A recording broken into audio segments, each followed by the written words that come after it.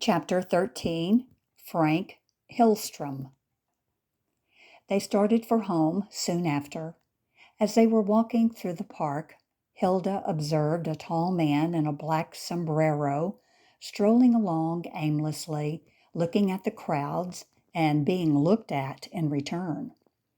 She was about to point out the man to Ada as a specimen of the far West when the stranger suddenly began heading straight towards them with a broad smile. In the next instant, Ada stood still, clapped her hands together, and cried out, "Why, if it isn't Frank Hillstrom!" "That's him, all right," the stranger boomed in a bass voice and took both her hands in his. "And here's Willie. Hello, Willie." The boy answered Hillstrom's greeting bashfully, but the latter did not seem to notice this. He was looking at the youngster with interest and surprise. Hillstrom had not seen Willie in 2 years, and during that time the boy's features had come to resemble closely those of his father. It was this that struck him forcibly, but he mastered the impulse to comment on it. Hillstrom's gaze, the comparison he was drawing between the boy and his dead parent, did not, however, escape Ada. She suppressed a sigh, smiled, and hastened to introduce Hilda. "Meet my friend, Mrs. Thorson, Hilda Thorson. She also comes from the West." Hillstrom took Hilda's slender hand in his own broad palm and fixed his gray, smiling eyes on her. Hilda judged him to be not much over 30, but there was a patriarchal sweep about him which made one think that he had seen life. His eyes were tolerant, as if they had known suffering. He inspired confidence. She had a feeling as if she were a child, standing on a footing of equality with a grown man. She hastened to explain that she was not from the far West, but from Chicago, from near Chicago. They were standing in the middle of the walk, and people stopped to look at them. "I guess we're obstructing traffic," Hillstrom said. "We'd better move on. Which way were you going?" "We were about to start for home," Ada explained. "Where were you going? Have you anything on this evening, anything of importance, any meetings?" He had no meetings, and Mrs. Breen claimed Hillstrom as their own for the evening. When they reached the elevated station, Hilda, who had been leading little Raymond slowly by the hand, was about to take him in her arms to go up the stairs with him, when Hillstrom quickly swung around, picked up the child, and brought his little face close to his own. Little Raymond, surprised, hesitated for an instant between tears and laughter.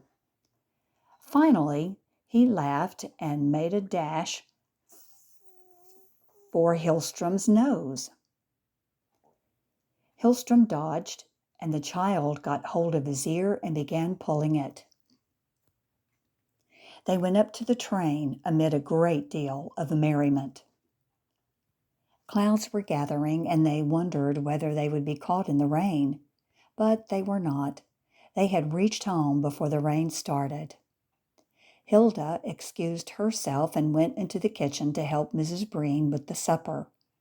Hillstrom, in the meantime, was carrying on a dual conversation with little Raymond about a toy dog which the child had picked up, and with Willie about his schoolwork and his violin. Frank Hillstrom was known in socialist circles from New York to San Francisco. Wherever there was a strike of any duration or consequence, he was on the scene as a speaker. There was nothing of the socialist dilettante about him. His hair was cut short. The flowing necktie, whether red or otherwise, was missing.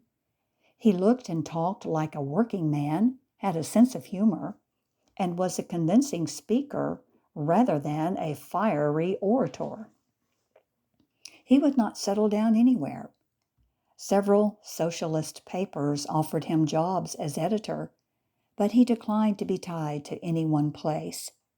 He lived on what the socialist locals would pay him for his speeches, which was not much, and spent most of his leisure time studying. Women he treated as he would men, like comrades, and fought shy of flirtations. On the other hand, he loved children. Nothing definite was known about his past. Rumor had it that he was born on a farm in Minnesota of Swedish parents, that he had married when he was quite young, and that his wife was a Catholic. Shortly after his marriage, he became a socialist. That started trouble in the family. His wife refused to give him a divorce, and he left home. He had met Leon Breen a year before the latter's death in the course of a stubbornly conducted strike. They became great friends, and he had often been to Mrs. Breen's flat when her husband lived. This was the first time he had come to her home since she was a widow. "It's 2 years since you've been away," Ada said as they were finishing their coffee. "What have you done with yourself all this time? I heard you were on the Pacific coast, and I saw your name in the papers in connection with some builders' strike there." Hillstrom narrated briefly the events of those 2 years. It was one continuous round of strikes and trouble with the authorities everywhere. He had put in some time hoboing in order to study the situation among the casual workers and unemployed, had slept under the open skies in California. On the way back east, he had stopped off in Arizona and Colorado to look over the situation among the miners there. "It's tough everywhere," he said, the smile disappearing from his eyes. "Capital has a stranglehold upon the workers, upon the community. There have been strikes, numerous strikes, but strikes no longer get the worker much. They only exhaust him. The workers and their families put up a brave fight, suffer, and gain nothing. No matter how long the mines are idle, the capitalist doesn't miss his breakfast. The worker misses his. And when the strike is apparently won, and the men return to their jobs victorious, their victory turns to ashes. After some weeks, the employers find ways and means of taking back that which they've given. The worker isn't getting ahead." Hillstrom pulled at his pipe several times, blew a cloud of smoke, and continued. "The government forces everywhere are ranged on the side of the employers. The workers go to the polls, vote, elect officials, and immediately they are elected, these officials turn around and kick the workers in the shin. Homes of workmen are invaded without any process of law. Meetings are broken up without regard to the Constitution. You have to pinch yourself at times to make sure that what you see is not a nightmare, but reality, that it is actually happening on American soil." "Are we on the eve of revolution?"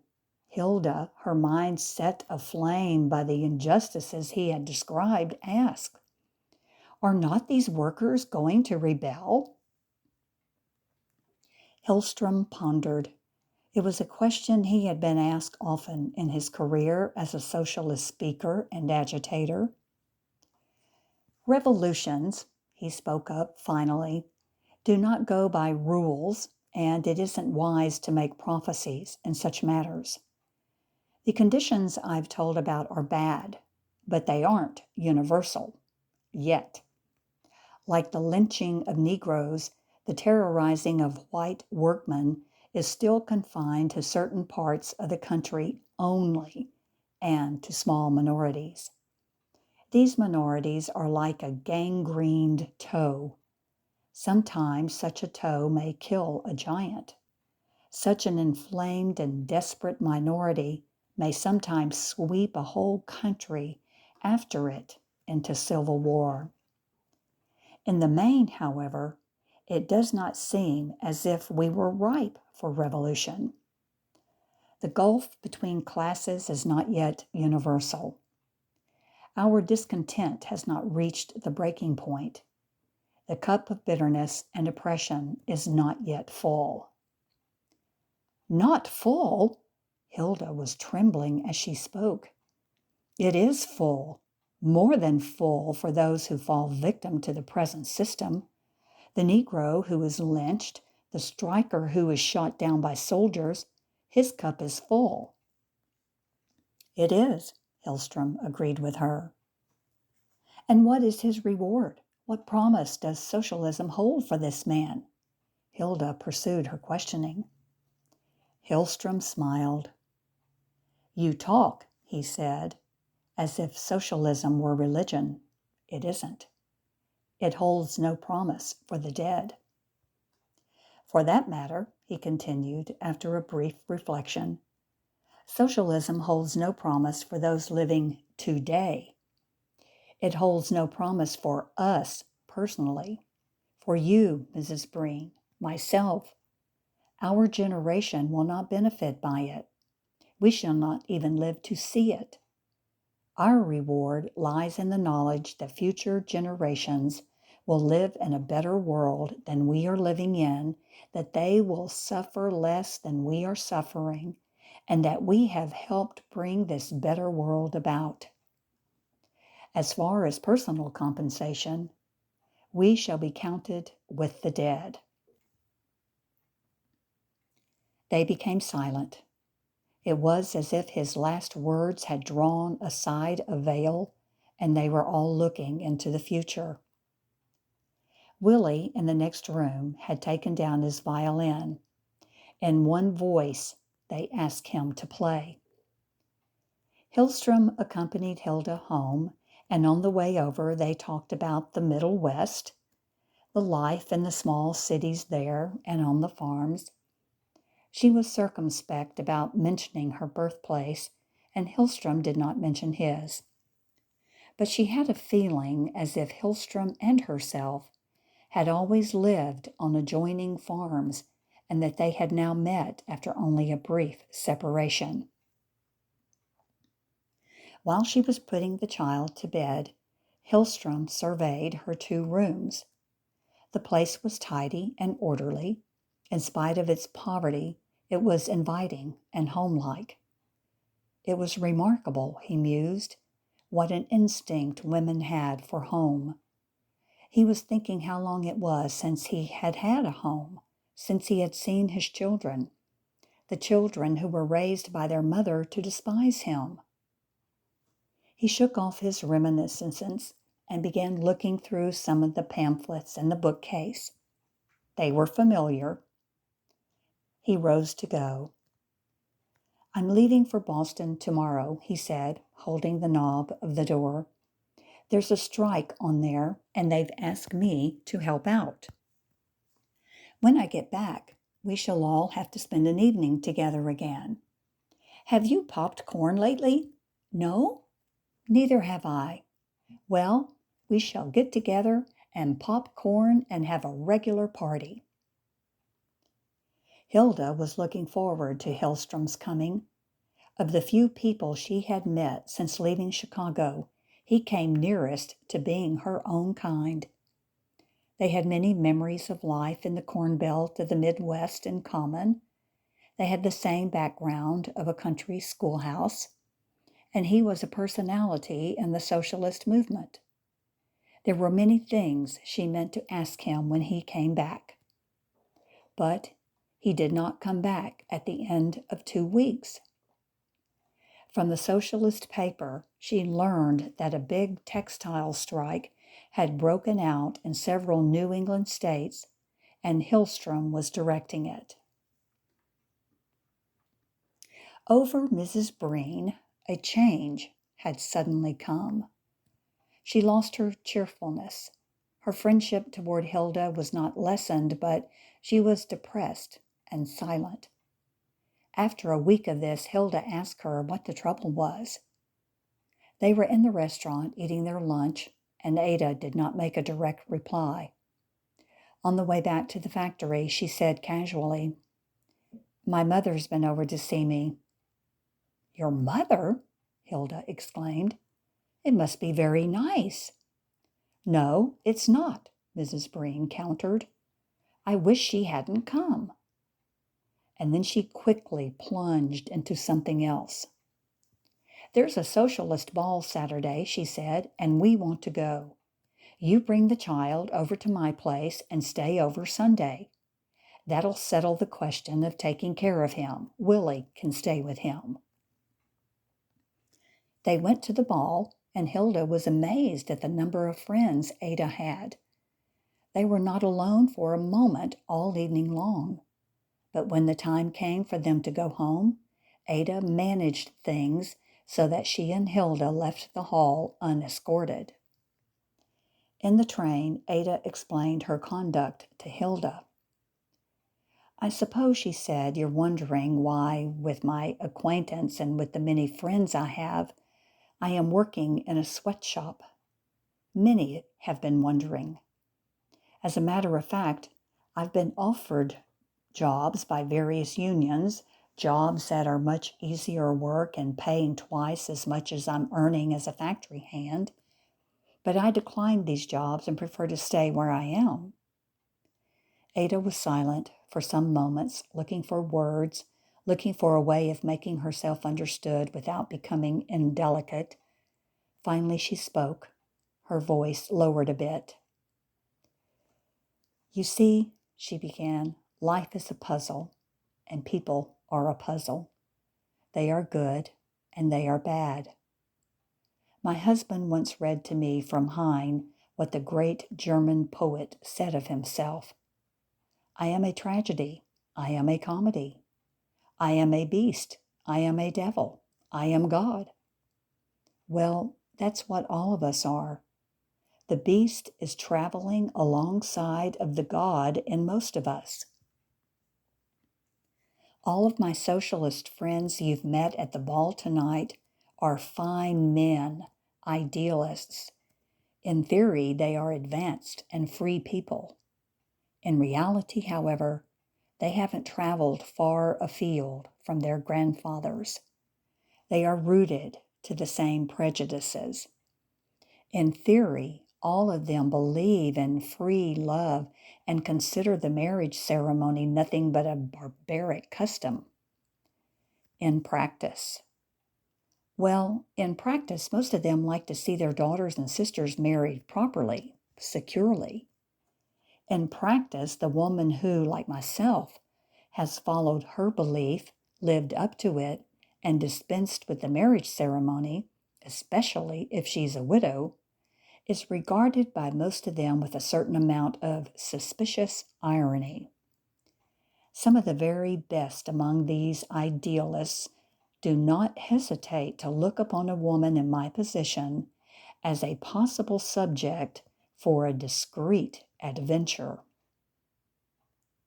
I have had this attitude taken toward me once or twice shortly after my husband's death, and I decided then and there that I would rather sacrifice comfort than sacrifice my dignity.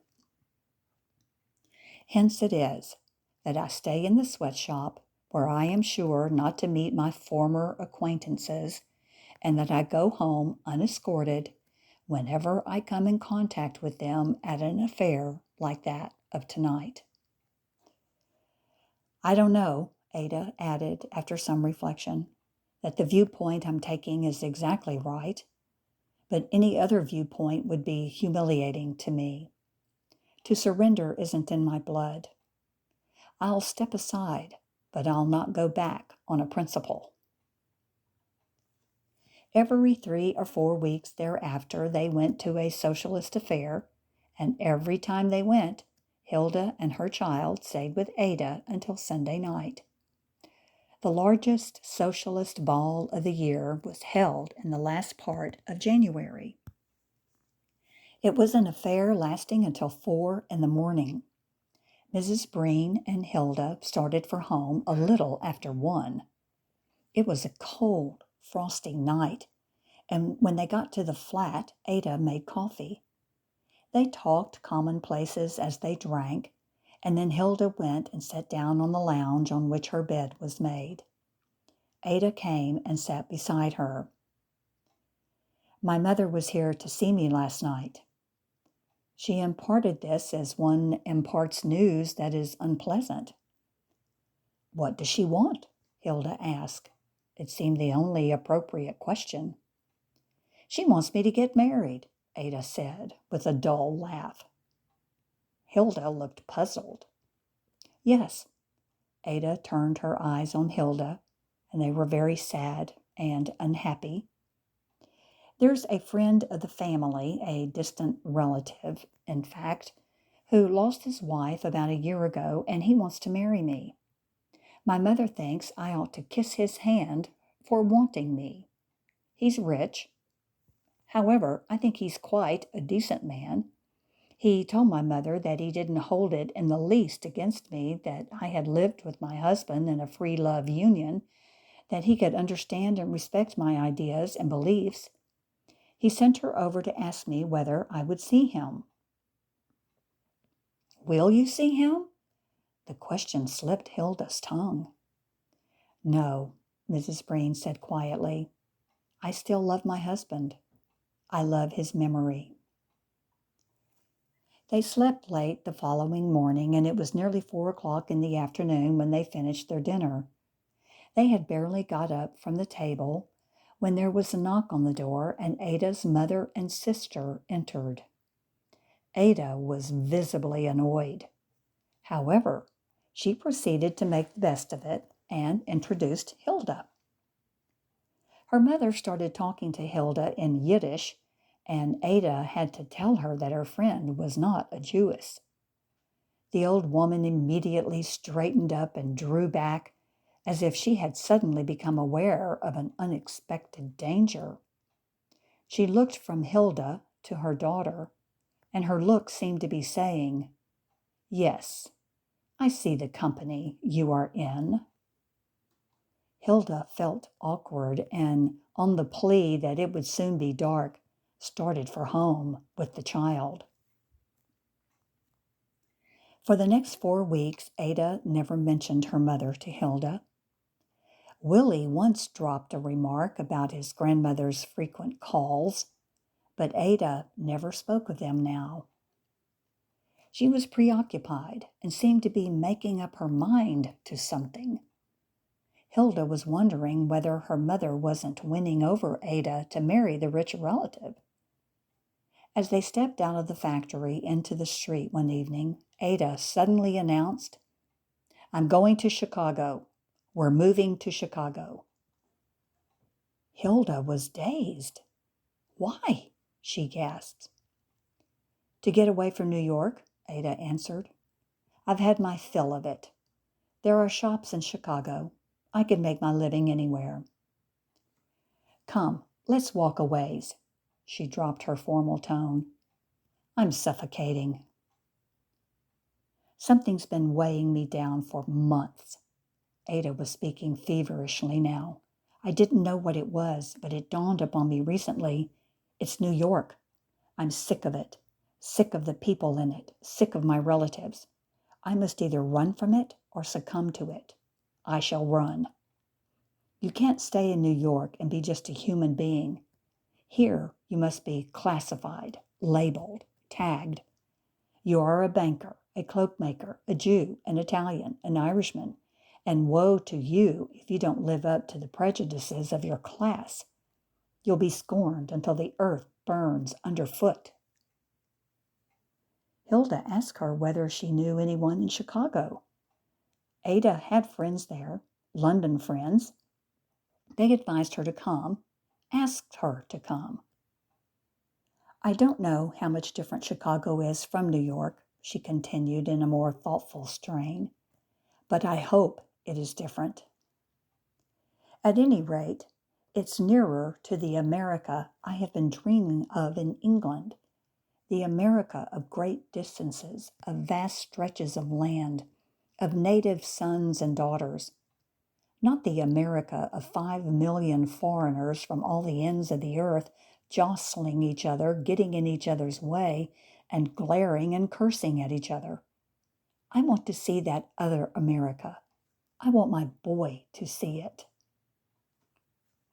You couldn't come along with us, Hilda, could you? Ada's eyes were full, and her voice choked with tears as she asked this. Hilda did not answer at once. She was wondering whether her friends suspected the reason why she had left Chicago.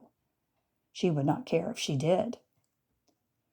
No, Hilda said. I couldn't come with you. I couldn't.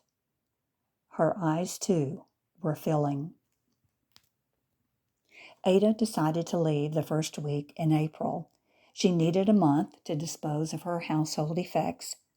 In the next few weeks, her house was daily growing more empty. She was selling the furniture piece by piece. With the books, it was a harder matter. She and Willie spent evenings going over them, selecting, deciding. Every book was associated with memories of their husband and father. Hilda was coming to Mrs. Breen every evening now. It was hard to part from her. 'Twould be long before she would find another such friend. On a Thursday night, late in March, Mrs. Breen set the date for their departure. They were to leave exactly a week hence, and they would reach Chicago on a Saturday morning. She would write her friends to meet them on Saturday morning.